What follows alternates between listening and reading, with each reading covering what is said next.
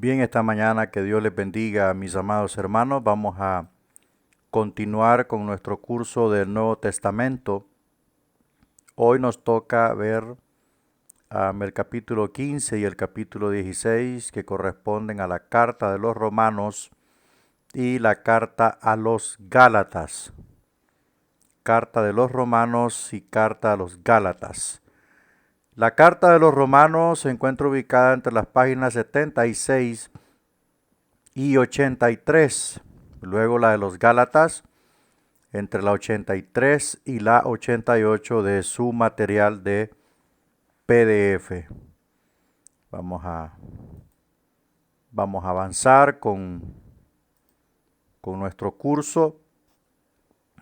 Vamos a pasar a las diapositivas. Estas diapositivas son correspondientes a los dos capítulos. Y vamos a comenzar, pero vamos a hacer una oración. Padre, en esta mañana te damos las gracias. Gracias por tu amor, por tu misericordia, por todas las cosas que tú nos permites hacer. Gracias, Dios, por la vida de todos los alumnos que están pendientes de estas clases. Gracias por todo, Señor amado.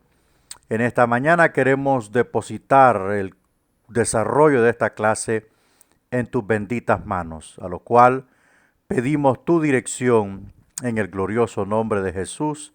Amén y amén. Bueno, vamos a comenzar con esta clase de hoy y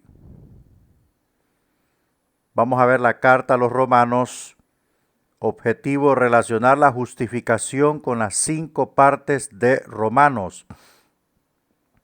Romanos es una de las cartas de Pablo acerca de la salvación. Recuerde que hay un grupo de cartas que se llaman las cartas de la salvación, que son Romanos, Gálatas, creo que también habla de Efesios y Primera de Corintios, creo. Bueno, ahí la vamos a ver. Los pastores de Belén recibieron las buenas nuevas de gran gozo. Estas fueron que el Salvador nació y vino para hacernos justos, es decir, para enseñarnos a tener una relación correcta con Dios.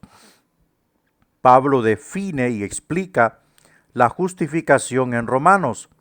Esta carta contiene las enseñanzas más completas del Nuevo Testamento sobre la justificación. El tema de Romanos es la justificación que viene por fe en Jesús, según Romanos 4:13, capítulo 10, verso 3. Vamos avanzando. Contexto histórico. Vamos a ver este contexto histórico que está relacionado con la ciudad de Roma. Roma fue la ciudad más grande en los días de Pablo. Fue la capital y símbolo del Imperio Romano y fue famosa por su pecado. Imagínese usted qué distintivo tan extraordinario, ¿verdad? Tan peculiar. Roma se distinguía por el pecado que moraba en ella. Séneca dijo que Roma era una cloaca de pecado. El apóstol Juan se refiere a Roma como a una ramera y a la madre de todas las rameras. Apocalipsis 17, 1 al 18. Fue famosa también por sus edificios.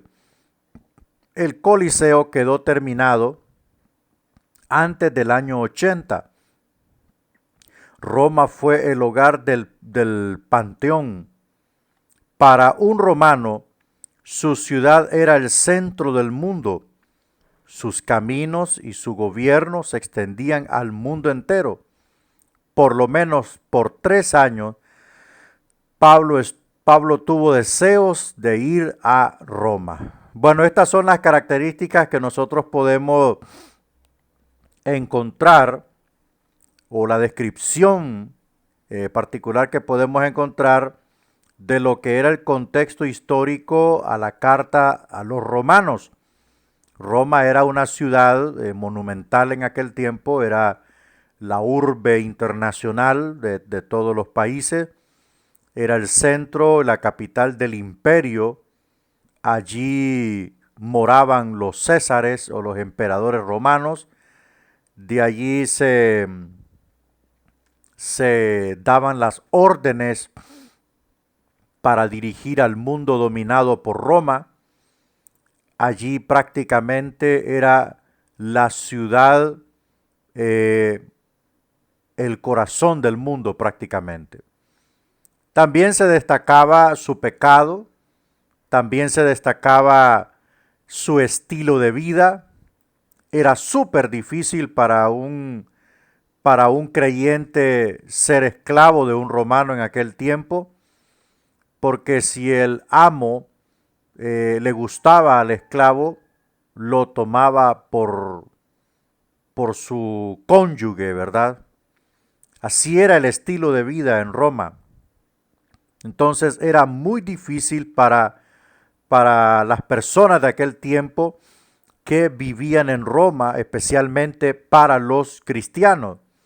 Había mucha idolatría, había mucha homosexualidad, había mucha inmoralidad, había mucha poligamia y todas estas desastres morales redundaron en un futuro en la destrucción de este imperio. Después todos estos desenfrenos morales vinieron a repercutir en sus asuntos internos. El Senado romano siempre fue un opositor a César, especialmente cuando éste mostraba debilidad en algunos temas muy interesantes para lo que es la política del Imperio Romano. Todas estas cosas vinieron deteriorando a este majestuoso y poderoso imperio. Roma, en los tiempos de Cristo, en los tiempos de los apóstoles, era una máquina increíble y extraordinaria como imperio.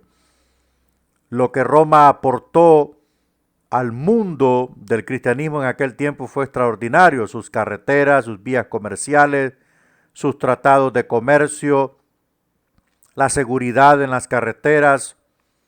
Los romanos brindaban seguridad a los comerciantes que se desplazaban en caravanas hacia los diferentes puntos del mundo dominado por Roma. Ellos brindaban seguridad porque ellos no toleraban el sedicionismo, ni el escándalo, ni el alboroto, ni mucho menos el robo. Entonces todas estas cosas existían en el tiempo de la carta a los romanos, que dicho sea de paso, la iglesia de Roma no fue fundada por Pablo. Se cree que fue fundada por un discípulo del apóstol Pablo o de Pedro en aquel tiempo, pero una de las cosas importantes que podemos nosotros concluir de este contexto histórico es que Roma, por más que quiso oponerse al cristianismo, el Señor le llevó la iglesia al mero seno de su imperio. Vamos avanzando. Veremos un poco del bosquejo. El tema de Romanos es la justificación. Es muy importante tomar en cuenta el tema de un libro que se va a estudiar en la Biblia. Es importante tomar en cuenta el contexto histórico, el contexto social, el contexto cultural, religioso, político, económico. Es muy importante tomar en cuenta todos estos elementos y por supuesto el tema. Luego pasamos al propósito, si es doble, si es triple. Luego pasamos a ver las características especiales del libro, cuántas características especiales tiene, qué cumplimientos encontramos de las palabras de Jesús en este libro, sus doctrinas principales, Todas estas cosas son importantes para tener un panorama general de lo que vamos a encontrar en el libro y así, por supuesto, entender el porqué de muchas palabras. Otra cosa que tenemos que tomar en cuenta es hacia quién va dirigido el libro, cuál era la relación que existía entre el escritor y los destinatarios de dicha carta, qué relación había entre ellos, cuál era el trasfondo del escritor, quién era el escritor, qué era el escritor. Todas estas cosas tenemos que tomarlas en cuenta para hacer prácticamente una exégesis importante y así poder tener una idea clara del por qué se mencionan algunas palabras en el libro. Por ejemplo, en el capítulo 5, verso 1 de Romanos encontramos: justificados pues por la fe tenemos paz para con Dios por medio de nuestro Señor Jesucristo. Entonces, ahora que conocemos el tema de Romanos, que es la justificación, entonces podemos comprender el porqué de las palabras del apóstol Pablo en el capítulo 5. Ahí vamos a encontrar de los capítulos 1 al 3 en Romanos, tenemos los subtemas del pecado, la necesidad de la justicia. O sea, ante la existencia grave del pecado, necesitamos la justicia de Dios. Capítulos 4 al 5 encontramos la justificación, que es la provisión de esta justicia. Capítulos 6 al 8 encontramos la santificación, que es el resultado de ser hechos justos por la fe. Capítulos 9 al 11 encontramos el rechazo, la amplitud de la justicia. Capítulos 12 al 15 encontramos servicio, el fruto de la justicia, ¿verdad? Todos estos subtemas importantes están registrados en el libro de Romanos y con este pequeño bosquejo usted puede tener un panorama más amplio de la carta. Veamos el inciso C, explicación del bosquejo. Repasamos brevemente el bosquejo de Romanos, donde vimos la introducción y 5 puntos principales relacionados con el tema de la justicia. Ahora miremos más detalladamente estas divisiones. En la introducción, Romanos 1, verso 1 al 17, el propósito de Pablo en Romanos es enseñar sobre la justicia. Los versículos clave en este libro son Romanos 1, verso 16 al 17, y el 16 dice: porque no me avergüenzo del evangelio, porque es poder de Dios para salvación a todo aquel que cree, al judío primeramente y también al griego. Porque en el evangelio la justicia de Dios se revela por fe y para fe, como está escrito: mas el justo por la fe vivirá. ¿Qué pasaría si Dios no fuera justo? ¿Qué pasaría si Dios nos condenase por nuestros pecados? Prácticamente nosotros no tendríamos ningún hálito de esperanza.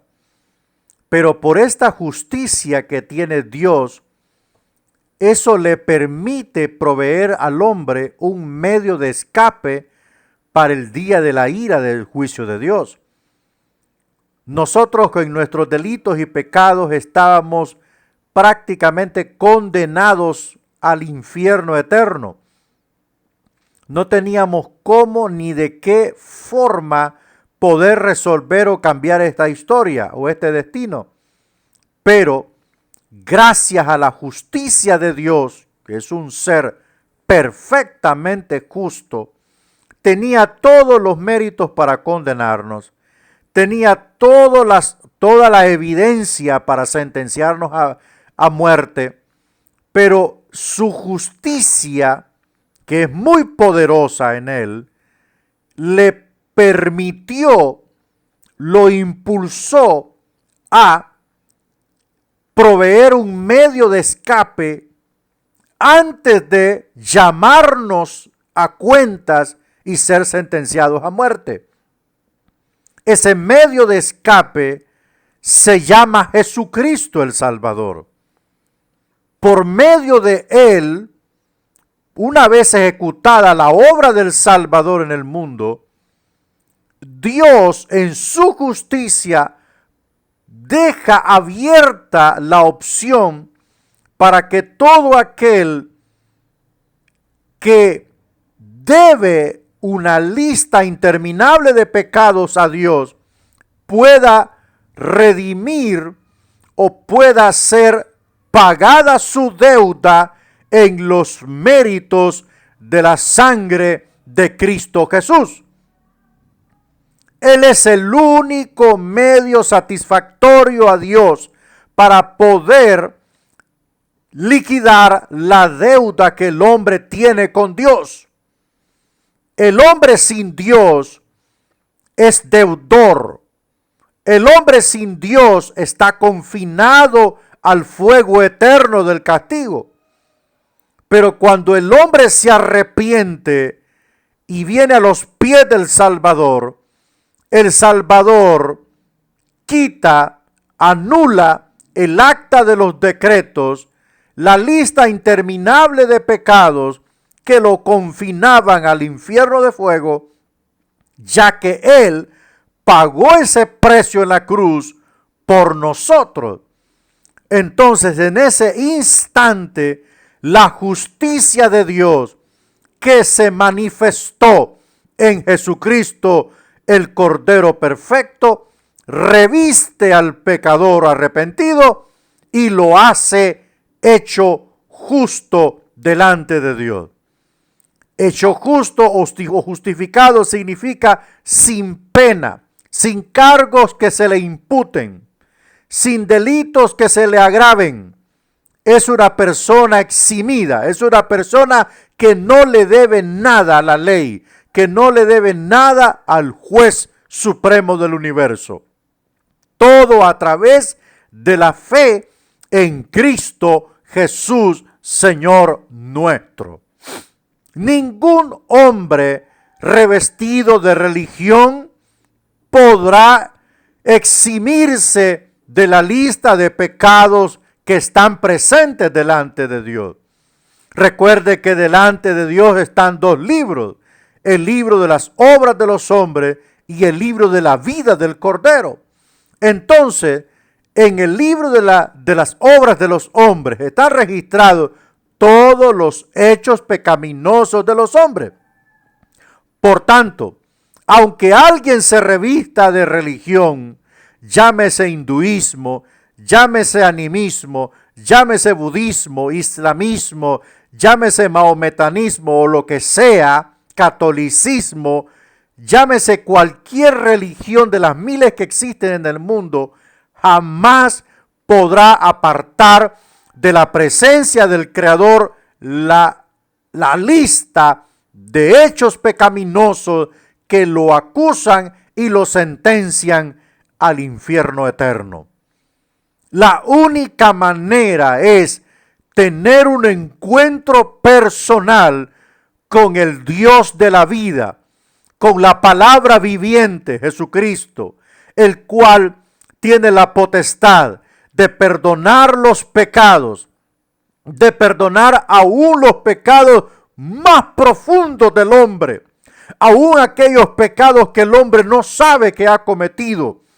El poder de la sangre de Jesucristo el Salvador puede perdonar aún esos pecados, por muy infames que estos sean, por muy negros que estos sean. El Señor los puede limpiar, quitar de la vida y espíritu de aquel hombre y constituirlo en una persona justa o justificada delante de Dios.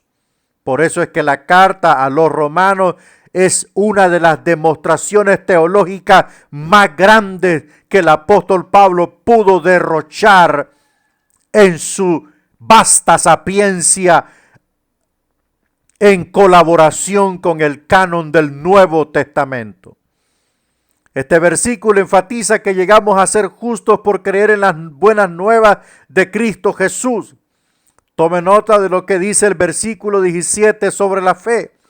La fe es la clave de nuestra relación con Dios. En nuestra relación con Él necesitamos fe desde el principio hasta el fin. Sin fe es imposible agradar a Dios. Nadie puede acercarse a Dios sin fe. Nadie puede acercarse a Dios sin fe. Nadie puede caminar con Dios si no tiene fe. La fe es la clave. La fe es la llave que abre la puerta del reino de los cielos para todos nosotros los seres humanos. Sin fe es imposible alcanzar la justificación. Sin fe es imposible alcanzar el perdón de Dios. Sin fe es imposible alcanzar la misericordia de Dios. Aquel hombre que estaba crucificado junto con Cristo tuvo fe en Él y le dijo: Señor, acuérdate de mí cuando vengas en tu reino. En ese instante, el que ya estaba muriendo le dijo: no temas, hoy estarás conmigo en el paraíso. Entonces la fe es la llave que abre la puerta del reino espiritual de Dios. Nadie puede acercarse a Dios sin fe y pretender tener una relación con Él, o pretender caminar con Él, o mucho menos pretender hablar con Él. Necesitamos fe, porque este camino no tiene nada que ver la razón, no tiene nada que ver la ciencia, no tiene nada que ver el intelecto. Lo que se necesita es fe. Eso quiere decir que la fe es importante hasta el final de nuestro viaje al cielo. Esta fe se expresa por medio de la confianza en Él y en someternos a Jesús como Salvador y Señor. La justicia de Dios es el resultado de relacionarnos fielmente con Dios. A través de la fe, nosotros depositamos nuestra vida en las manos del Salvador. A través de la fe, nosotros depositamos todo nuestro ser en las manos del Salvador. Es importante transmitir esta fe a los que no han creído. Es importante compartir esta fe a aquellas personas que están en tinieblas, que están cargados de pecado, que viven amargados por la vida que tienen, que viven decepcionados por el mundo en el que viven frustrados por las situaciones que los rodean. Hay que compartir esta fe, hay que entregar también esta fe. Recibimos la fe por gracia debemos entregarla. Salve a otros, comparta este tesoro con otros para que otras personas puedan conocer al Creador a través de la fe. No es la religión el camino a Dios. No es la religión el camino a la salvación ni al perdón. Es la fe en el glorioso Salvador Jesucristo. No debemos dudar, debemos creer con firmeza que Jesucristo es nuestro Salvador. Y aunque el diablo nos acuse, y aunque la gente nos acuse, el que ha perdonado nuestros pecados se llama Dios a través del amor de su Hijo Jesucristo. Veamos el pecado y la necesidad de la justicia. Romanos cubre la justicia desde la A hasta la Z. Comienza con nuestra necesidad de justicia. La primera parte principal de Romanos describe nuestra condición pecaminosa. Muestra que todos necesitamos la justicia. Todos hemos pecado y necesitamos la salvación. En esta sección encontramos: por cuanto todos pecaron y están destituidos de la gloria de Dios. Ante la presencia del pecado en el hombre, ante la presencia del pecado en la vida del hombre, necesitamos ser justificados. Y no podemos encontrar esta justificación en nadie sino en Jesucristo.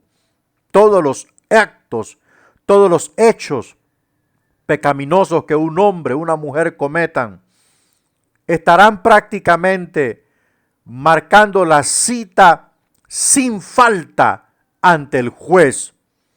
Todo aquel que comete un delito se enfrentará a un juez. Eso está establecido así, no lo podremos cambiar. Así está establecido. Por eso es que hay una necesidad profunda de encontrar la justificación de nuestros pecados, de quedar libres de esta acusación, y solamente a través del arrepentimiento y la fe en Jesucristo es la única manera. De lo contrario, aunque se vista el hombre de toda la religión que pueda, y aunque practique todas las religiones, y aunque emigre todas las veces que quiera a la Meca, allá en Medio Oriente, y aunque participe del Ramadán, como quiera participar, sus pecados estarán presentes delante de Dios día y noche. Lo único que lo puede limpiar es la sangre gloriosa de Jesucristo, nuestro Salvador, el cual fue hecho pecado para justicia nuestra, el cual tuvo que morir como un maldito en lugar de los que estaban bajo maldición, para poder suprimir el poder del pecado y así constituirnos justificados en su muerte conforme a la misericordia y voluntad de Dios. Los hombres han dado la espalda a Dios y han seguido otros dioses. Eso lo vamos a encontrar en una acusación por parte del apóstol Pablo en Romanos 1:21. La sociedad romana en aquel tiempo, usted puede ver, era totalmente idólatra. Roma adoraba muchos dioses y ya sabemos que Roma, los países o los territorios que conquistaba, absorbía sus dioses e imponía los dioses de ellos, especialmente la adoración al César. Entonces, la idolatría era totalmente abundante en el Imperio Romano. Dios dejó a los hombres y los dejó seguir su propio camino. Algunos juzgan a otros, pero realmente se están juzgando a ellos mismos porque actúan del mismo modo. Todas estas son acusaciones de parte del apóstol Pablo en la carta a los romanos. Dios recompensará o castigará a cada persona por lo que ha hecho, según Romanos 2:6. Eso se debe a la justicia de Dios. Dios es un ser perfectamente justo y pagará a cada quien según su obra. Según lo que hizo, así lo va a recompensar, sea para bien o sea para mal. Los gentiles sin la ley escrita de los judíos conocen en sus corazones lo que es correcto e incorrecto. Eso dice Romanos 2:14 al 15. O sea, hay un principio de lógica y de razón en lo que debe de ser correcto y en lo que es incorrecto. Por analogía, el hombre sabe, aunque no tenga el conocimiento de la ley de Dios, el hombre sabe que robar es malo. El hombre sabe que mentir es malo. El hombre sabe que hacer fraude es malo. Muchas personas tienen que llegar a las cárceles para conocer el amor de Dios, para conocer la justicia de Dios, aun sabiendo que cuando cometían el delito, ellos sabían que estaba malo. Los judíos tienen la ley, dice Pablo, pero no la obedecen completamente. Entonces, ellos también son culpables. Romanos 2:27. Siguiente, nadie puede ser considerado justo por seguir la ley. Romanos 3:20. Todos han pecado y no alcanzan la justicia que Dios demanda. Romanos 3:23. Cuando se tiene conocimiento de Dios, cuando se conoce las demandas del evangelio y no se practican, entonces se vuelve como una persona que no tiene ley, que no conoce de ley, que no sabe que Dios ha dicho que es pecado la fornicación. Se vuelve dos veces culpable delante de Dios. Y esto es lo que está diciendo el apóstol Pablo aquí. Los judíos se jactaban por poseer la ley. Pero ¿de qué les servía a los judíos poseer la ley si no la vivían? Entonces, esto de tener en sus manos el conocimiento de Dios y no ponerlo en práctica, sino que lo hacían por conveniencia, para señalar, para prejuiciar el gentilismo, llamándolos paganos e idólatras, cuando ellos también pecaban 2 veces peor que los gentiles que no tenían la ley de Dios. Encontramos la justificación, la provisión de justicia, Romanos 3:21 hasta el capítulo 5, verso 21. Esta sección muestra que la fe en Jesús es la solución al problema del pecado.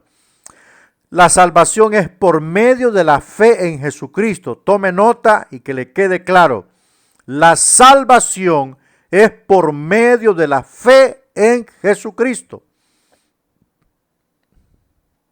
Romanos 3:22. La Iglesia Católica Romana, siglos después de esto, enseñó que para ser salvo tenía que ser parte de la iglesia. Enseñó que para ser salvo debía ser parte de la misa, debía ser parte del bautismo, debía ser parte de la cena del Señor. Eso fue lo que se trató en diversos concilios a través de los siglos. Hasta que apareció Martín Lutero, allá por 1500, y dijo: no, señores, la salvación es por medio de la fe, y el justo por la fe vivirá. Hay muchos pastores que se preocupan, aquí en este medio yo he visto de ancianos que están agonizando y deciden entregar sus vidas al Señor. Y estos ancianos que ya no pueden caminar y están muy mal de salud, los han forzado a bautizarse, como que el bautismo es requisito para la salvación.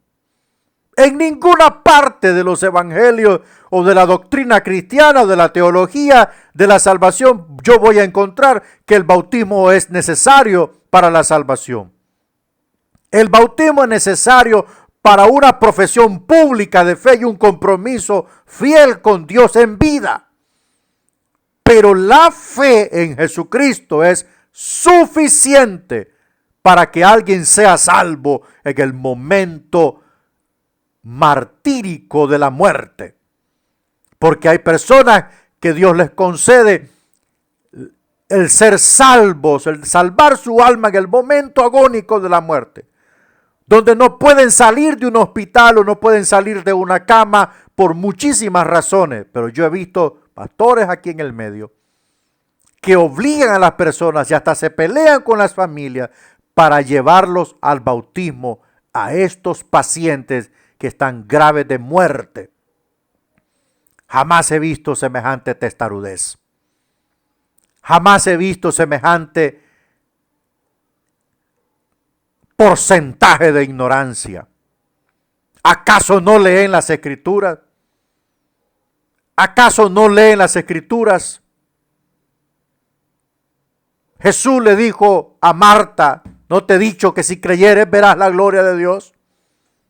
Jamás le dijo: no te he dicho si te bautizas.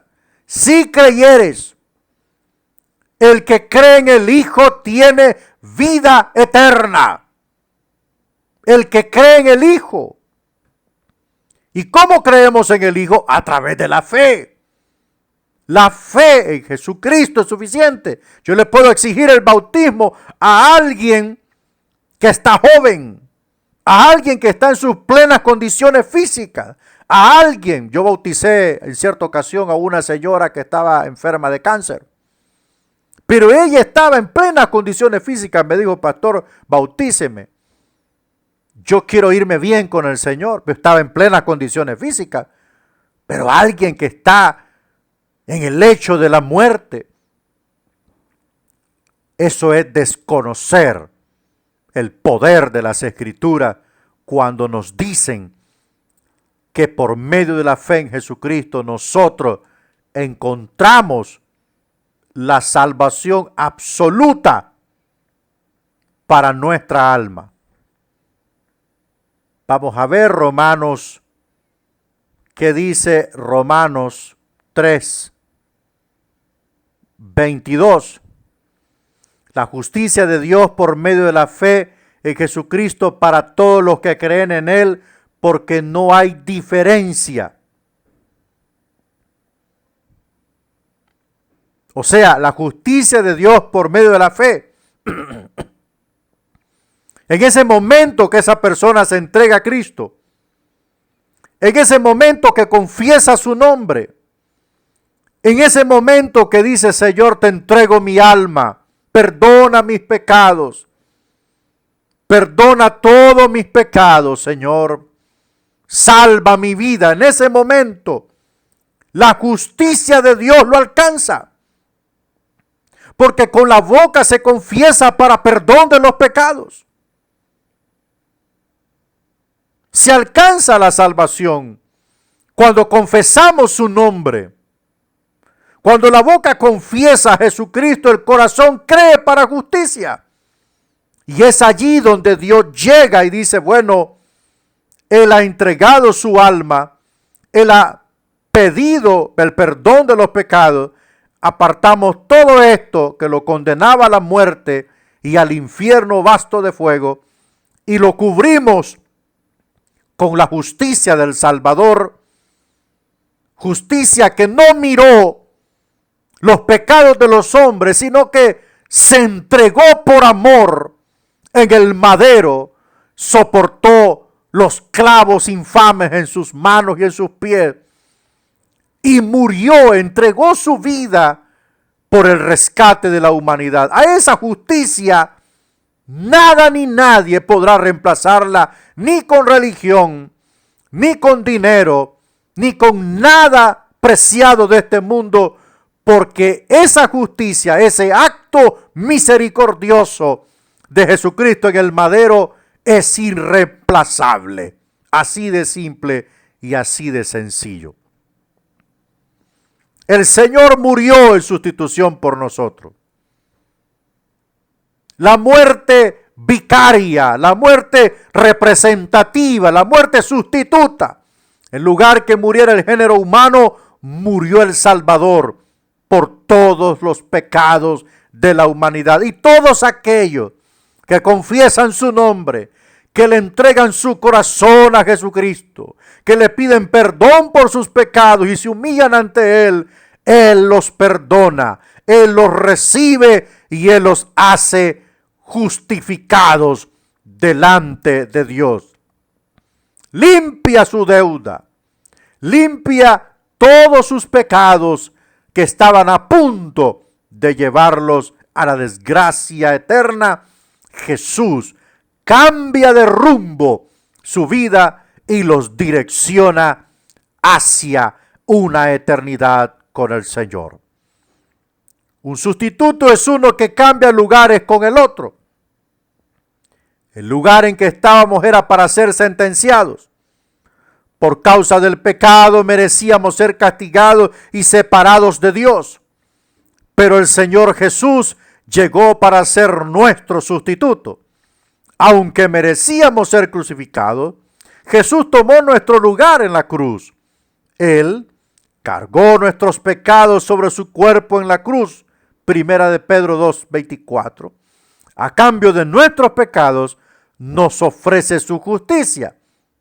Dios justifica a aquellos que están de acuerdo en recibir a Jesús como Salvador y Señor.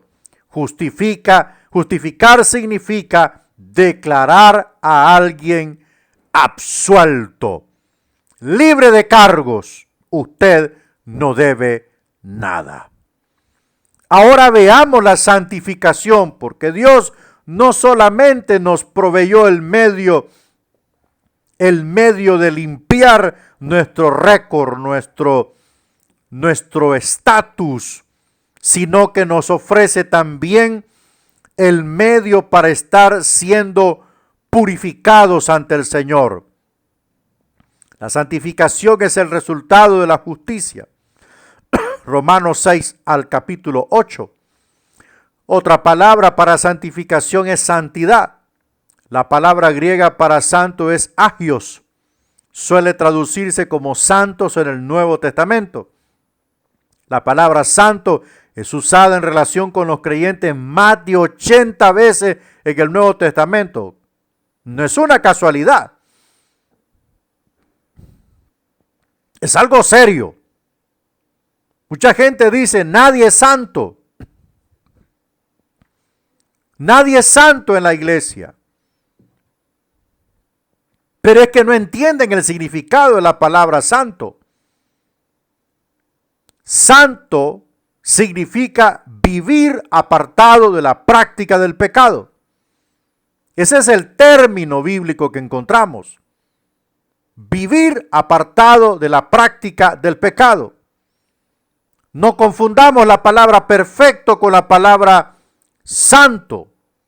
Una cosa es ser perfecto, alguien que no comete errores, y otra cosa es ser santo. En 80 veces encontramos en el Nuevo Testamento la palabra santo que se refiere a los creyentes. El apóstol Pablo muchas veces dijo a los santos que están en Galacia, a los santos que están allá, a los santos que están allá.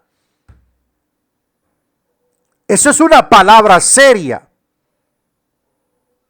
Algunos prefieren hacer referencia a los creyentes como pecadores, pero los que han sido salvos del pecado nunca son considerados pecadores.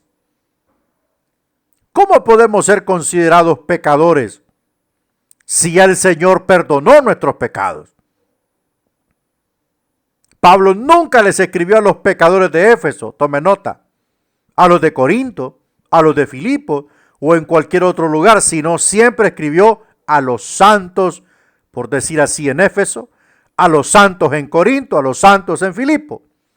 Somos santos por dos razones.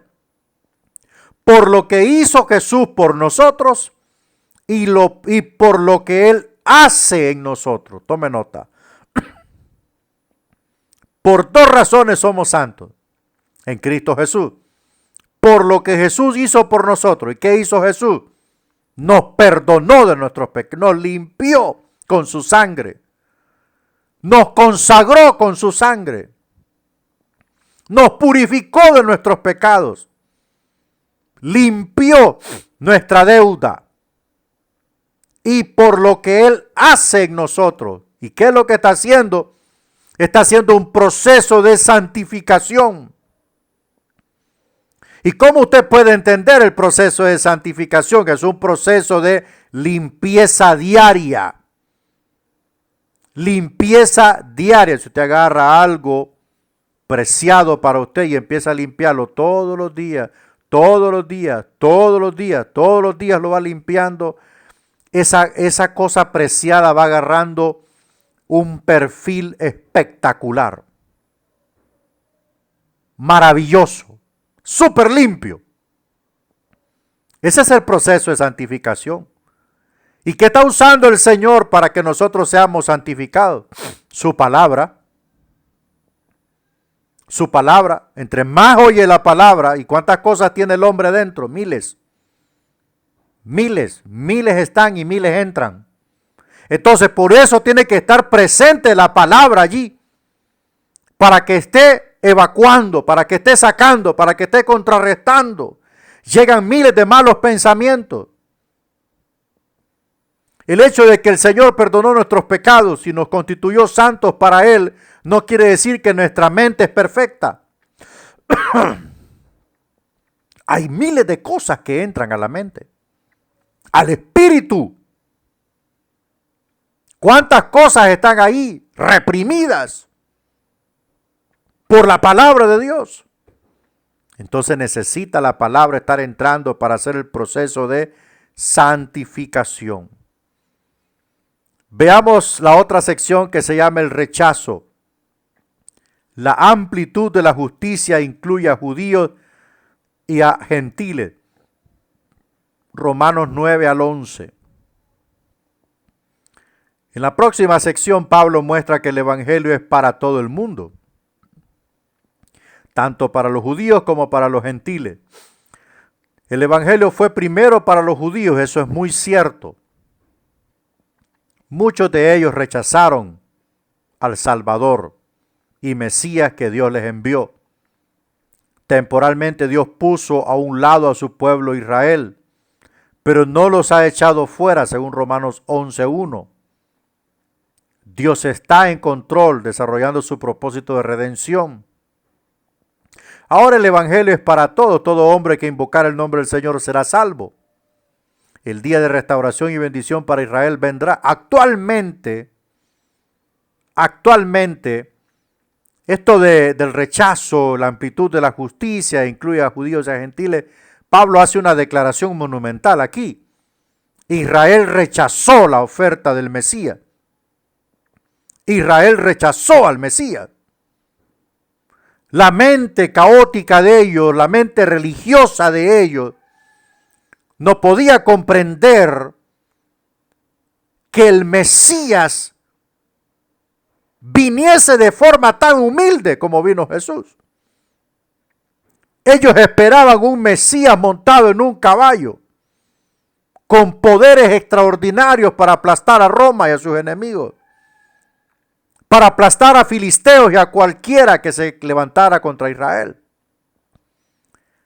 para restaurar el trono caído de David, para devolverle el poder político mundial a la nación israelita. Eso era lo que ellos esperaban. Por tanto, rechazaron al Mesías y su oferta. El programa de Dios con Israel está detenido. Eso es una cosa que tenemos que aprender.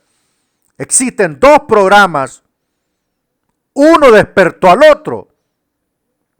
Dios vino tratando con Israel desde Abraham hasta el Mesías. Y pasaron un promedio de 3 dispensaciones. La dispensación de la promesa, la dispensación de la ley. 2 dispensaciones, la dispensación de la promesa y la dispensación de la ley. Porque la dispensación del gobierno humano fue antes de Abraham, que es en tiempo de Noé. Entonces, a la llegada del Mesías y su muerte en la cruz, la dispensación de la ley llega a su fin, porque daría paso a la dispensación de la gracia. El programa de Dios con Israel viene desde Abraham hasta Jesús. Y Dios coronó su programa al enviarles al Mesías, su hijo amado, descendiente de David, judío de judíos, de la tribu de Judá, y lo rechazaron. Entonces, este rechazo detuvo el programa de Dios con Israel, ¿ok? Detuvo el programa de Dios con Israel como nación y le dio paso a la iglesia. Este es otro programa de Dios que se llama el programa de Dios con la iglesia, y no debemos revolver una cosa con la otra. Actualmente, el programa de Dios con Israel está stop y tiene más de 2000 años de haberse detenido. Aunque en su principio la iglesia fue judía, aquellos pocos judíos que aceptaron a Jesucristo y que caminaron con los apóstoles en los primeros 100 años de la iglesia, hasta el año 100, la iglesia fue 100% judía, pero después la iglesia gentil superó a la judía y la judía empezó a retroceder. Los judaizantes ganaron adeptos y la iglesia judía empezó a retroceder y empezó a ganar espacio la iglesia gentil. En este momento el programa de Dios con la iglesia está. Dios está alcanzando a los hombres a través de la iglesia. A través de la iglesia cristiana evangélica. A través de la iglesia cristiana está Dios alcanzando a los hombres. Que existen dogmas que han hecho daño a la fe, Dios los va a juzgar. Pero se sigue predicando la fe en Jesucristo. por doquiera, por televisión, por radio, por internet, por redes sociales, por todos los medios posibles se sigue predicando el evangelio. Muchos países en el mundo están siendo alcanzados por el evangelio. De repente hay una gran parte del mundo que no está siendo alcanzada, pero se sigue predicando a Jesucristo, porque el programa de Dios con la iglesia terminará cuando Jesús venga por la iglesia. Cuando Jesús viene por la iglesia y se la lleva en el rapto, se lleva a los muertos en Cristo y se lleva a los vivos en Cristo, entonces el programa de Dios con Israel se vuelve a reactivar. El día de la restauración y bendición para Israel vendrá, según Romanos 11, 25 al 32.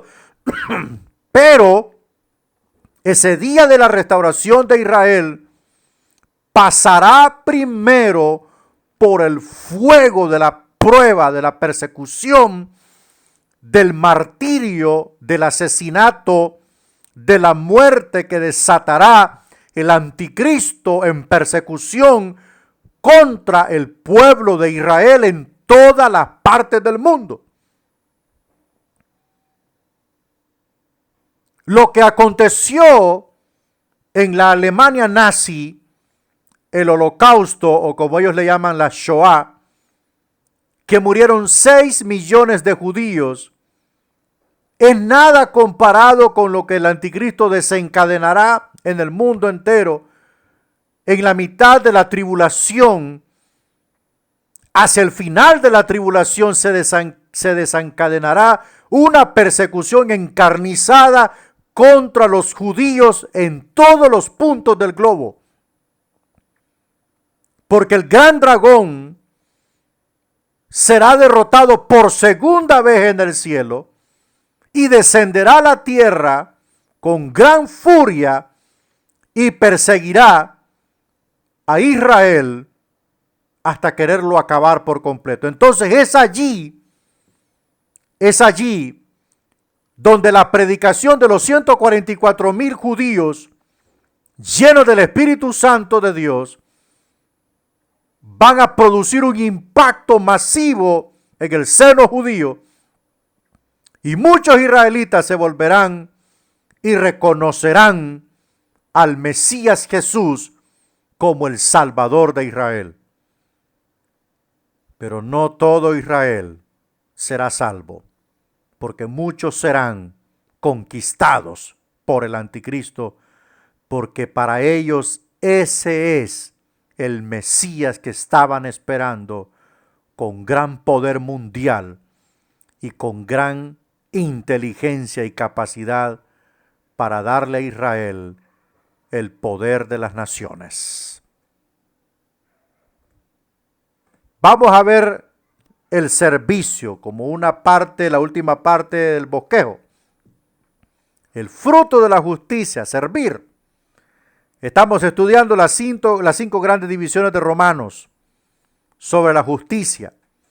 Hemos llegado a la quinta parte, que es el servicio. La justicia es como un árbol que produce fruto. Los que son justos con Dios se dedican al Señor. Esta es la manera en que alabamos.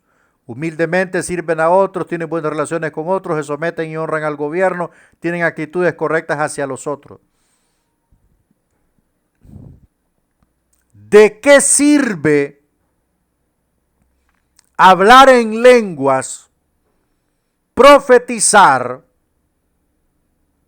y apantallar una vida religiosa inmaculada si no tiene la capacidad de servir a Dios?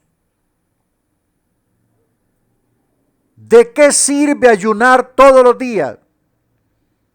¿De qué sirve congregarse todos los días? Si cuando Dios lo llama a servir, no tiene la capacidad de servir. Tiene excusas para todo. Tiene quejas para todo. Tiene obstáculos para todo. Servir a Dios no es para cualquiera. Es para aquellos que el Señor ha perdonado sus pecados y se sienten agradecidos con Él y aman servirle. Les reconozcan o no les reconozcan, Dios nos llama a servir.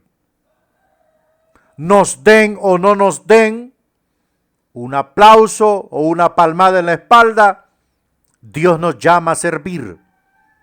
Porque recuerde que el Señor es el dueño del galardón y Él recompensará a cada uno según sea su obra. Bueno, ya salimos de la carta a los romanos. Vamos a entrar a la carta a los Gálatas. Y vamos a ver cuál es la temática de Gálatas. Gálatas es una carta muy reprensiva. Porque la condición de estos señores es que Pablo los dejó bien, pues. Pablo los dejó bien caminando con el Señor, los dejó preparados. Pero después empezaron a retroceder y se empezaron a involucrar con los judaizantes, con aquellos que decían que para ser salvos también había que guardar los preceptos de la ley, que había que circuncidarse, había que guardar el sábado para ser cristianos completamente. Contexto histórico. Si estuviéramos estudiando las cartas de Pablo según las fechas, comenzaríamos con Gálatas. La mayoría de los maestros bíblicos están de acuerdo en que esta fue la primera carta de Pablo. Les escribió esta carta a las iglesias de la provincia de Galacia. En su primer viaje misionero, él fue al sur de Galacia. Recuerde que allí ministró en las ciudades de Antioquía, de Pisidia, Derbe, Listra e Iconio. Muchos maestros bíblicos creen que Pablo escribió Gálatas a los creyentes del sur de Galacia, aproximadamente en el año 49 después de Cristo. Esto tuvo que ser poco antes del gran concilio de la iglesia de Jerusalén, según Hechos 15. Acuérdese que el concilio de Hechos 15 fue sobre la relación entre judíos y gentiles. El concilio determinó que los gentiles son salvos por la fe en Cristo. Entonces, los creyentes judíos no les exigieron a los gentiles guardar la ley de Moisés. Pero ¿qué sucedió? Sucedió que los judaizantes no se convencieron. No se convencieron. Ellos no obedecieron la orden de los apóstoles. Ellos continuaron invadiendo las iglesias gentiles. Y en Galacia empezaron a perturbar la fe de los hermanos. Por eso es importante que una iglesia esté bien adoctrinada. Por eso es fundamental que una iglesia esté bien adoctrinada. Por eso es importante que su liderazgo conozca doctrina. Porque cuando un liderazgo que está rodeando al pastor conoce doctrina, está preparado, este tipo de virus que amenazan las iglesias o la fe de los creyentes no pueden encontrar espacio. En la actualidad, pues, no nos vamos a encontrar con los judaizantes. No, ya no. Pero nos vamos a encontrar con los adventistas, con los mormones, con los que venden atalayas, como los testigos de Barrabás. Nos vamos a encontrar con la doctrina de la prosperidad.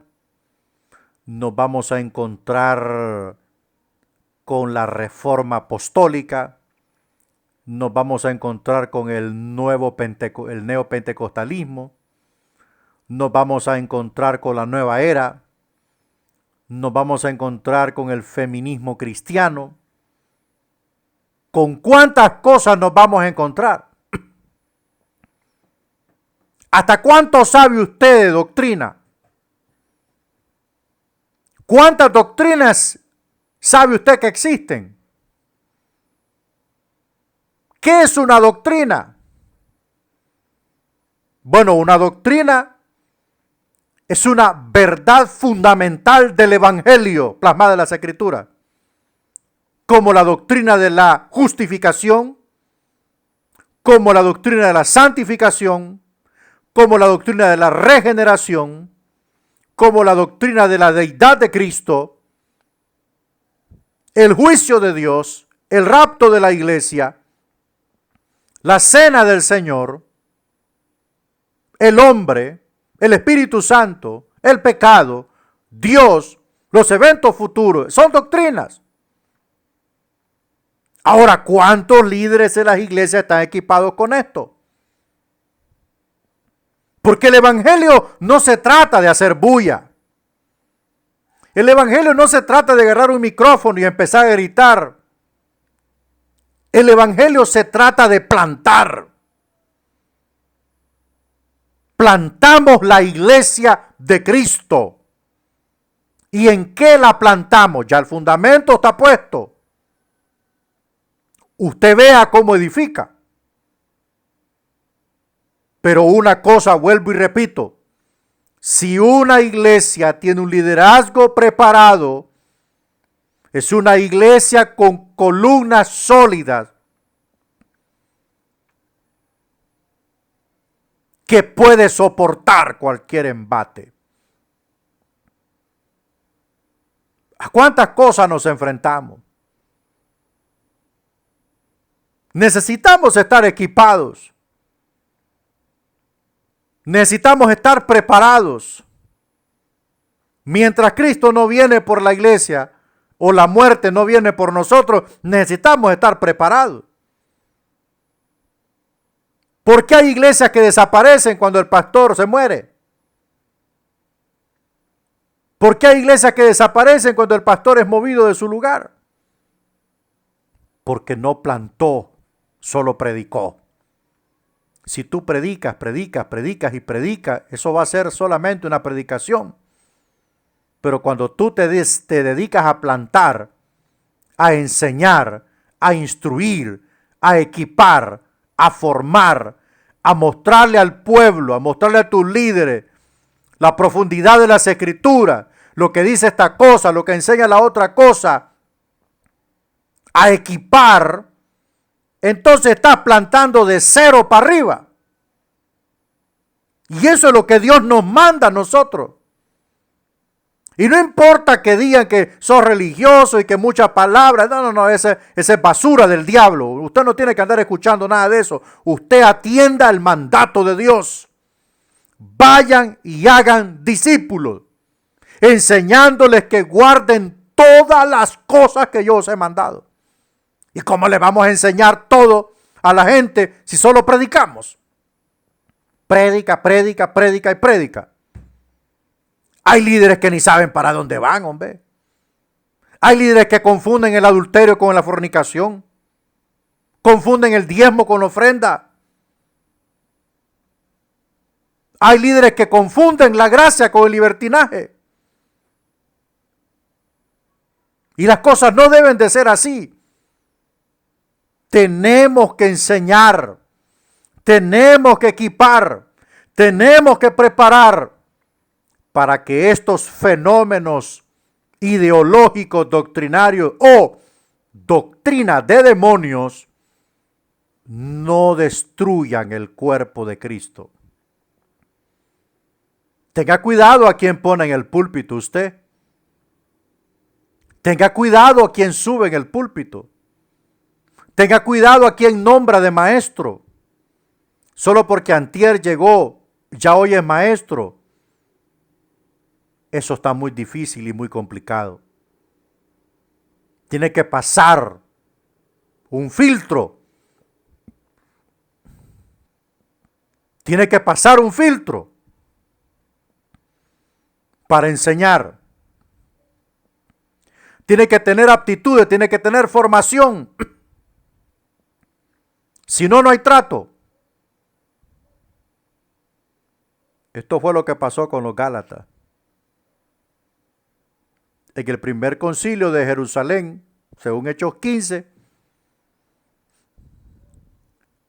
ahí se acordó que los gentiles solo algunas cosas no debían abstenerse. Número 1, de idolatría. Número 2, de fornicación. Y número 3, de comer ahogado en sangre. Ajá, y en la iglesia es donde hay más fornicación. ¿Cómo la ve de ahí? Ojo, en la iglesia es donde más fornicación existe y la gente está sirviendo en pecado, hombre. ¿Qué es esto? ¿Qué está pasando? Vamos en reversa. ¿Qué está sucediendo con esto? En la iglesia es donde más fornicación hay y están sirviendo. Pero a la gente no le gusta que le toquen este tema. La gente no le simpatiza. ¿Sabe por qué? Porque como ya están sirviendo, ¿qué sacrificio quieren pagar ahora?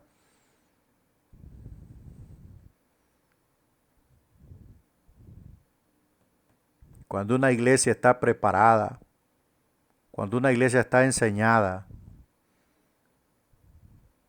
esa iglesia funciona. A mí me dicen que yo soy un pastor estricto. Hombre, si yo me aflojo, hermano.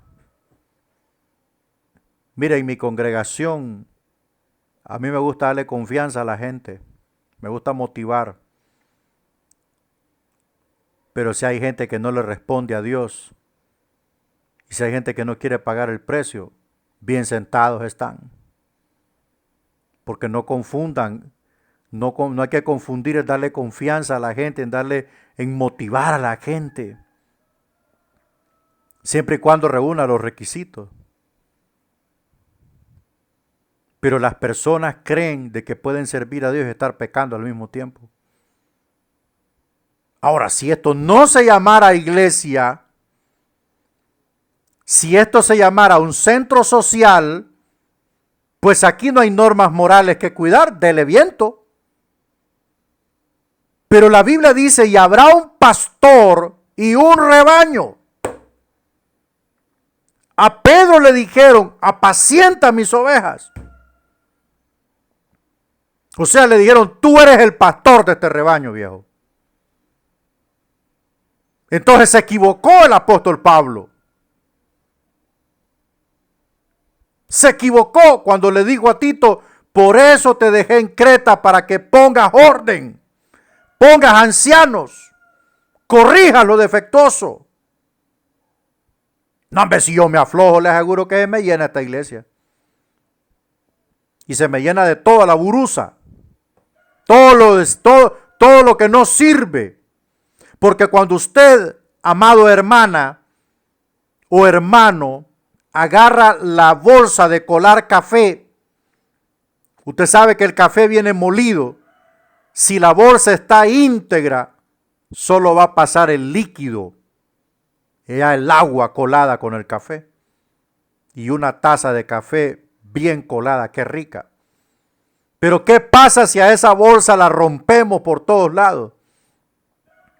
Todo el gazpacho va a pasar y ya no va a servir el fruto. Ya no va a servir lo que necesitamos. Porque este va a estar lleno de gazpacho. Así es el pastor en una iglesia. Es el filtro de la iglesia. Pero el filtro lo tiene en la palabra de Dios. Si nosotros como pastores aflojamos y empezamos a permitirle todo a la gente y que se suba al púlpito con sus mañas y con sus pecados, le aseguro que deja de ser iglesia. Tema de Gálatas. El tema principal en Gálatas es el del debate en el concilio de Jerusalén, Hechos 15. El asunto a tratar fue, ¿somos salvos por fe en Jesús solamente o debemos obedecer la ley del Antiguo Testamento? Perdón. Ya me imagino qué debatazo, qué debate. Ahí estaba Pablo y Bernabé. Ahí estaba Pedro, estaba Santiago, estaba Juan, estaban todos los hombres de Dios, que según veo en la Biblia fue la última vez que se reunieron. Parece que Pablo escribió a los Gálatas antes de ir a Jerusalén. Entonces la iglesia tomó la posición oficial sobre la salvación por medio de Cristo solamente. Ya me imagino, mis amados, qué concilio, qué asamblea, cuando Pablo llevó los resultados de sus viajes misioneros. Cuando empezó a decir, mire hermano, los gentiles reciben a Jesucristo. Vi al Espíritu Santo descender sobre los gentiles.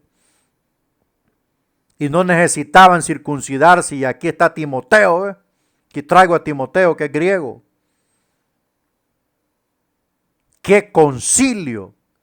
Ahí se tomó la decisión y se le mandó una carta dictada por Santiago. Se les escribe a los hermanos en Asia que se abstengan de fornicación, que es sexo antes del matrimonio, o sexo en unión libre, totalmente ilegal, que se abstengan de la idolatría y que se abstengan de comer ahogado en sangre.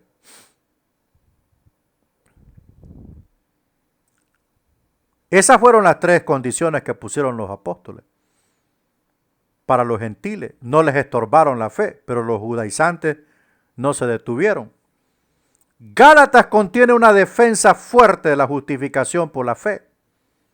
En Gálatas, Pablo enfatiza que el hombre no es justificado por las obras de la ley, sino por la fe de Jesucristo, según Gálatas 2:16.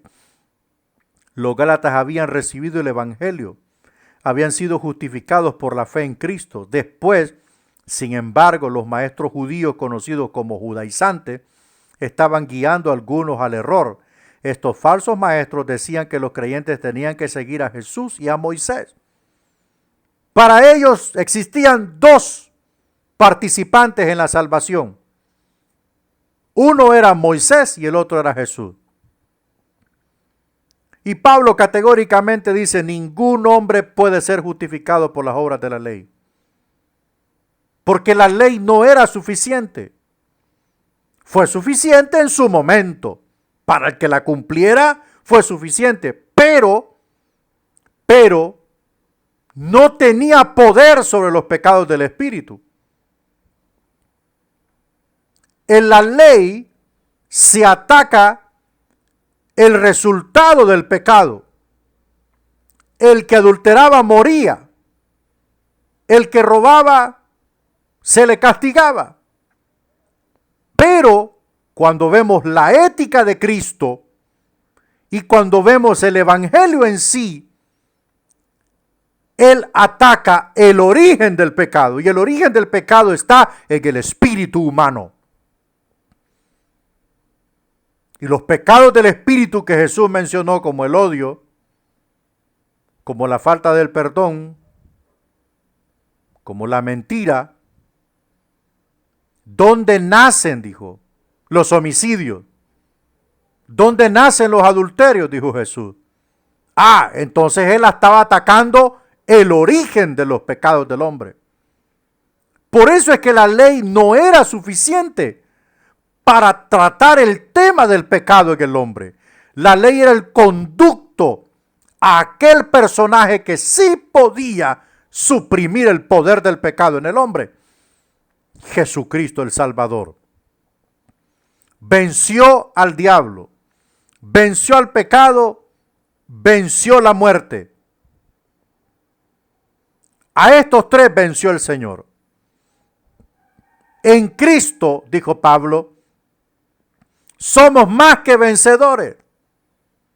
Pero nosotros solo nos enfocamos en la victoria sobre el diablo. No, tenemos un enemigo peor. se llama pecado. En Cristo podemos vencer el poder del pecado. Podemos vencer el aguijón del pecado. Podemos vencer la influencia del pecado, la persuasión del pecado en nosotros. Ahí está. Claro que ahí está. Nadie se lo ha quitado. Pero el que mora en nosotros nos da el poder para decirle no. Tú te quedas allí. Él quiere salir, pero el que está en nosotros nos dice no, nos da el poder. Stop. Tú no vas a tomar el control. Entonces, por tanto, nadie podía ser justificado por las obras de la ley. Especialmente si el Cordero Perfecto ya había venido, cumplido su obra y se había ido. Ya la ley es inoperante. No tiene sentido ni razón. La mayoría de los primeros creyentes eran judíos. Estos primeros seguidores de Jesús continuaron con su estilo de vida judía. Mire cómo fue el comienzo. Asistían a las sinagogas para alabar y aprender. Ofrecían sacrificios en el templo, celebraban la fiesta judía y obedecían las reglas que Moisés dio. Circuncidaban a sus hijos y, como todos los judíos, vivían socialmente distanciados de los gentiles. Entonces los gentiles comenzaron a recibir a Cristo. Esto forzó a los creyentes judíos a enfrentar nuevas preguntas.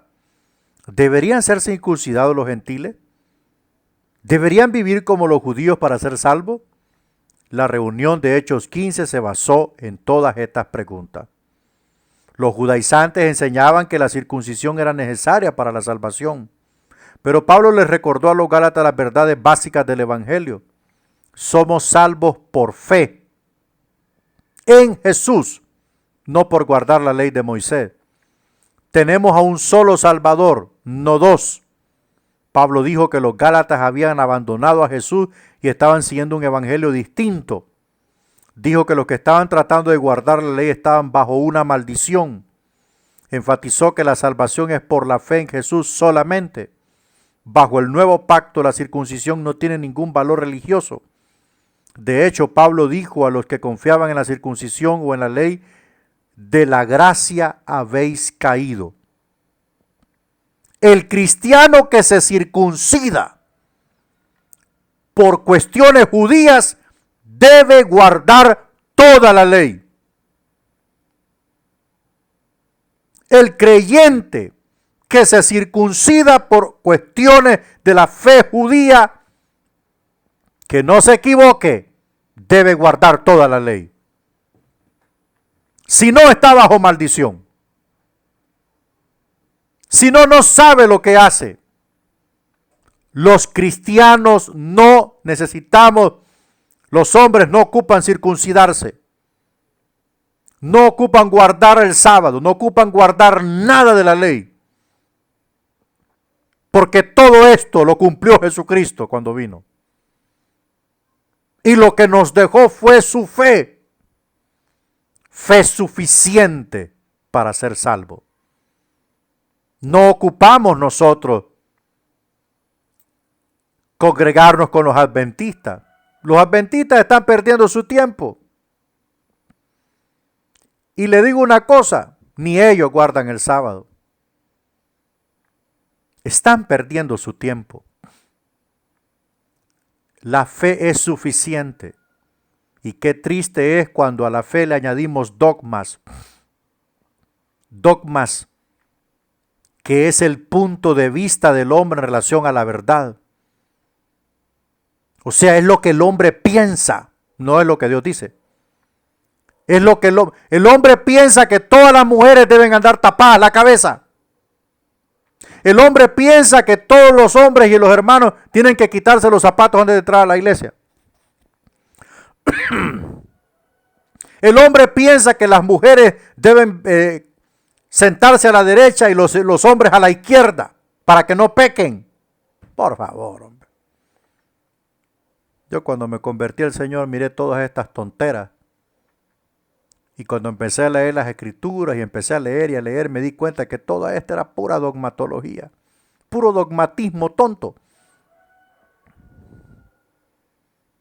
No necesita la mujer taparse. No necesita taparse la cabeza, hombre, y cuando va a pecar, va a pecar. No ocupa andar tapada. Cuando va a prejuiciar a un hermano en la iglesia o va a juzgar a otro hermano, aunque ande tapada o destapada, siempre está pecando, hombre. Ese es puro dogmatismo perdido. Esas son las cosas que matan la fe. Esos son los tropiezos, como dijo Jesús. Estorban a otros para entrar en el reino. Yo conozco mujeres que si no se tapan, no van al culto. ¡Qué perdición! Pablo dice que la mujer, el cabello de ella es el velo. Pero fue en aquel tiempo. Fue en aquel tiempo, solo fue en una iglesia que mencionó ese tema. No lo mencionó en ningún otro lado más. Es una pena cuando los dogmatismos hacen infructuosa la doctrina de Jesucristo. Sí, la iglesia necesita revelación, claro que la necesita, pero también necesita doctrina. Entonces, ¿qué es lo que tú crees? ¿En qué tú crees? ¿Crees que un hombre puede tener 2 o 3 mujeres? Por eso se necesita doctrina. ¿Crees que tus hijos pueden andar con una y con otra muchacha?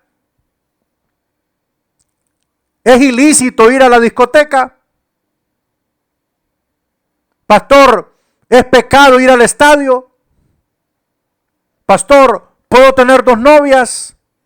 Pastor, ¿puedo ir a la discoteca un rato? Por eso se necesita doctrina. Para que el hombre y la mujer de Dios sepan cuál es el camino que debe tomar. Porque si usted suelta la doctrina y solo empieza a decirle a la gente que necesita revelación y que ahí va la revelación, no, hombre, para eso dejó Dios su revelación escrita, la palabra. Por eso hay que enseñar. Por eso hay que enseñar, no subirse al púlpito a hablar puras burradas. Hay que subirse al púlpito para plantar la palabra de Dios en el corazón de la gente. ¿Cuál es el propósito de Gálatas? Vemos un propósito mayor y un propósito menor. Después de un saludo breve, Pablo declaró el mayor problema. Estaba maravillado de que estos Gálatas hubiesen abandonado tan rápido el evangelio de gracia. Habían rechazado a Cristo para seguir a Moisés. Pablo condenó a los maestros falsos que había entre ellos. De hecho, mandó que descendiera la maldición de Dios sobre ellos. Después Pablo se enfocó en la fuente, el mensaje y el poder del evangelio. Su propósito principal fue el de hacer que dejaran a los judaizantes y volvieran a la verdad.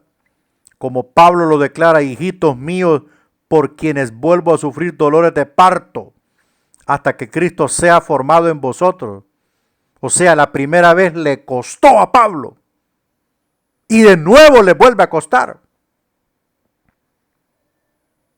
Un pastor responsable, un pastor sufriente, un pastor que ama al Señor y a su pueblo, va a enseñar la palabra de Dios en los corazones de los cristianos. A un pastor responsable le cuestan sus líderes. Le cuestan sus ovejas. Se desvive por enseñarles una buena palabra. Se enfoca, invierte tiempo para preparar un buen sermón, una buena enseñanza. Enseña en el instituto bíblico para formar a sus miembros. Esos son dolores de parto. No es fácil, hombre. No es fácil. Y que estos hermanos con una cosita ya se apartan de la fe en el Señor. Da cólera. Molesta. que se desvive el pastor para que los hermanos tengan una buena formación teológica, para que sirvan a Dios, para que le respondan a Dios. Ajá, y de repente ya no, ya ahora andan en otro asunto. Ya de repente vino uno y les dijo, Dios me ha dicho que tienes que cambiar de vestidura, que ese manto que tú tienes ya está viejo y que necesitas otro manto nuevo. Y ya me aparece la oveja diciendo, pastor, yo me voy de esta iglesia porque allá me profetizaron y ahí empieza el relajo. El Espíritu de Dios no divide iglesias. El Espíritu de Dios no arrebata ovejas a los pastores porque Él se las dio, hombre. Dejémonos de cosas. Salgamos de esa ignorancia. Abramos los ojos. No podemos estar claudicando entre dos mundos. O estamos parados en la palabra de Dios o nos soltamos al viento que nos lleve el diablo por donde quiera que quiera. Eso pasa hoy en día. Pastores que trabajan arduamente con sus ovejas. Ya de repente viene un pelado y le dice, Dios me dice que vas a ser un ministro. Ya aparece la hermana que ya me hablaron, pastora. Pastor, me hablaron que Dios me va a levantar y Dios me va a mandar. Dan ganas de sacarse la faja y ponerle unos 3 buenos para que despierte. Yo conozco personas que han tenido buen desempeño en las iglesias y vino un baboso y les dijo y les profetizó y los sacó de la iglesia y ahora están descarriados. Pero viene el día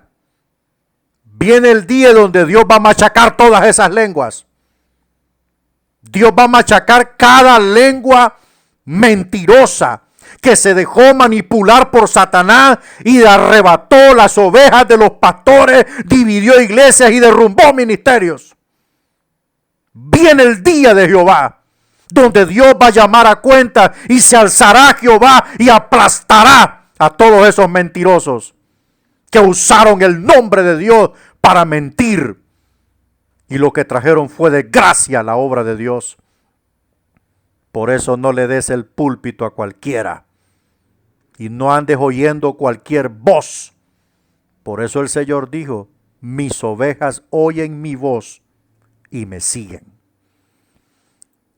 Bueno, el propósito mayor y el propósito menor están relacionados muy de cerca. Vamos avanzando, explicaciones sobre el bosquejo. Pablo da a los Gálatas 3 razones para creer en el Evangelio. Observe que él usa 2 capítulos para explicar cada razón. La sección personal, Gálatas 1 al 2 capítulos, el Evangelio de Pablo lo recibió de Cristo. Pablo recibió su Evangelio de Cristo. A Pablo no le predicó ni Pedrito ni Juancito. Le reveló Jesucristo el Evangelio.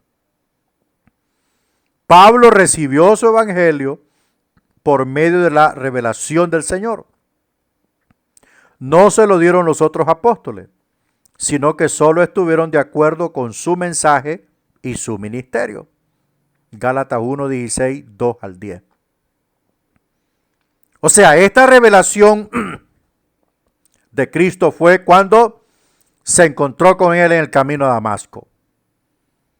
Allí recibió el apóstol Pablo la revelación del Evangelio y a medida que él fue caminando con el Señor y se fue metiendo con el Señor Jesús le fue revelando más y más y más y más. Hasta que Pablo aportó 13 epístolas al canon del Nuevo Testamento. Él hace esta introducción porque los judaizantes estaban desprestigiando el ministerio del apóstol Pablo, ¿verdad? Porque a las personas que quieren arrebatar las ovejas de un pastor, le interesa mucho bajar la imagen de ese pastor, que es muy estricto, que es solo aquí, que es allá, que no sé qué. Entonces, Pablo dice, ustedes están diciendo que yo no soy apóstol, pero el Evangelio, el Señor Jesús personalmente me lo entregó a mí. Y allí explica él. Estaba prácticamente demostrando sus credenciales originales como apóstol. En la sección doctrinal del capítulo 3 al 4, el mensaje del Evangelio no es completamente nuevo. El Antiguo Testamento enseñó la verdad del Evangelio. Según Gálatas 3:8, Abraham es el gran ejemplo de justificación por la fe en Dios. Él vivió mucho antes de la ley, por lo consiguiente la ley no lo justificó. El hecho es que la ley no justifica a nadie. Según Gálatas 3:9 al 14, Pablo explicó esta verdad enfocando la diferencia entre un niño adoptado y un hijo. Entonces usó la historia de los dos hijos de Abraham para repetir su declaración sobre la ley.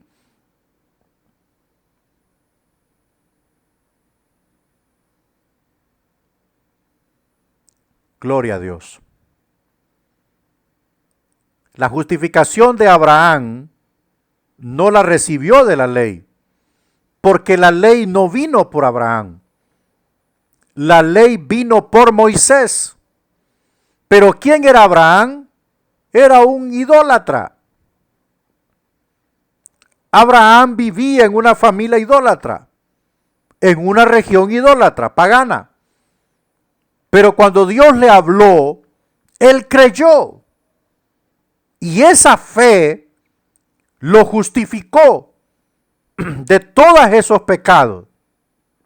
Por eso Dios le dijo, sal de tu tierra y sal de tu familia. Porque la fe de Abraham no iba a prosperar en Ur de Caldeos, ni junto a su padre Taré. Tenía que salir de la familia de Taré, tenía que salir de allí para que él, como creyente, creciera y Dios pudiese cumplir sus propósitos, tanto espirituales como políticos en él. Y así sucedió. ¿Qué encontramos en la sección práctica del capítulo 5 al 6? El Evangelio funciona con experiencia personal. Los que aceptan el Evangelio reciben libertad de la esclavitud del pecado. Pero los creyentes tienen que mantenerse firmes en la verdad. Pablo amonestó a los gálatas a no volver a la ley. Algunos ya habían cambiado su fe en Cristo por la fe en la ley. Él dijo que estos habían sido separados de Cristo y que habían caído de la gracia. Ellos eran como los pámpanos que no permanecieron en Cristo, la vid. Tales pámpanos son quemados. El Nuevo Testamento suele advertir a los creyentes sobre el peligro de alejarse de Jesús y perder su salvación. Es peligroso. Es peligroso jugar con Dios. Es peligroso exponer su fe, exponerla al peligro. Es muy peligroso. Hay que mantenernos en la verdad que Cristo nos ha plantado para conservar la libertad. Porque no va a ser libre si se sale de Cristo. No, para nada. Y no va a seguir teniendo la relación con Dios y se aparta de Cristo. Es mentira eso. Es mentira que Dios le habla y está en pecado. No, es mentira eso. Está caído de la gracia de Dios. Se cayó el pámpano de la vid. Y cuando las hojas se caen y las ramas se secan, se apartan, se atrincheran y se les mete fuego. Ese es el peligro de que la muerte o el rapto nos encuentren separados de la vid. Hay que permanecer en él. Hay que permanecer en él. Bueno, aquí llegamos al final de nuestros dos capítulos de hoy, que son el capítulo 15 y el capítulo 16. Gálatas tendríamos que haberla visto el 4 de octubre. Entonces quiere decir que hoy 6 de septiembre hemos avanzado 4 visitas. Bueno, recuerde, tenemos que publicar la tarea de esto. Vamos a revisar por dónde vamos para publicar la guía. El próximo martes 13 es examen número 1 del Nuevo Testamento. Martes 13, examen número 1 del Nuevo Testamento. De 8 de la mañana hasta las 12 de la noche va a estar el examen. Así que mis hermanos, estar pendientes de que suba el examen y revise si usted está en Classroom. Si no, me avisa para mandarle el enlace, porque después ahí están diciéndome, pastor, no me llegó el examen. Y es que, ¿cómo? Si no está enlazado con el tablón de Classroom. Así es que hay que estar pendientes de todo esto. Vamos a orar para que el Señor bendiga nuestras vidas. Padre, te alabamos, te bendecimos, te damos la gloria, te damos el reconocimiento por todo lo que hacemos, porque es por ti, Señor. Todo se debe a que tú estás presente en esto. Gracias por la vida de todos nosotros, los alumnos. Bendiga y provea todo lo que se necesitan, Señor. En el nombre de Jesús te damos las gracias. Amén y amén. Bueno, recuerde estar pendiente de sus tareas. Dios lo bendiga y estudie para el examen.